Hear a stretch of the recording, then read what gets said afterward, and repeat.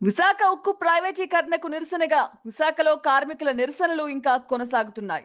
ఏపీకు విభజన చట్టంలోని హామీలో భాగంగా కడపలో ఉక్కు కర్మాగారం ఏర్పాటు చేయాలని డిమాండ్.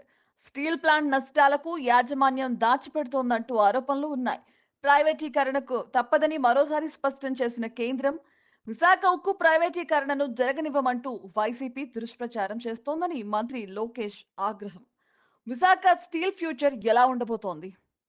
విశాఖ స్టీల్ ప్లాంట్ ప్రైవేటీకరణపై వ్యతిరేకత పెరుగుతోంది.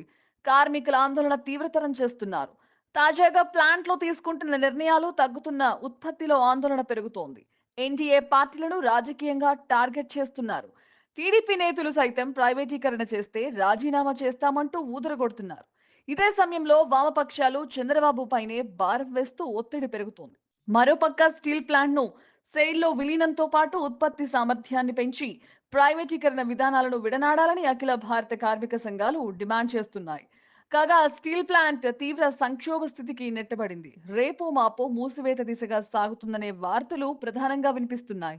ఇప్పటికే మూడింటిలో 2 బ్లాస్ట్ ఫర్నేస్లు మూసివేయడంతో అనేక డిపార్ట్మెంట్లు నిలిచిపోయాయి.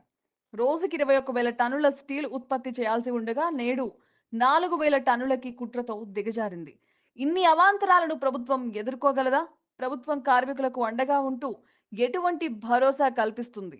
ఇదే పెద్ద చర్చగా మారింది. మరోపక్క విశాఖ స్టీల్ ప్లాంట్ ప్రైవేటీకరణ అంశమై వెనక్కి తగ్గేది లేదని కేంద్ర ప్రభుత్వం స్పష్టం చేసింది.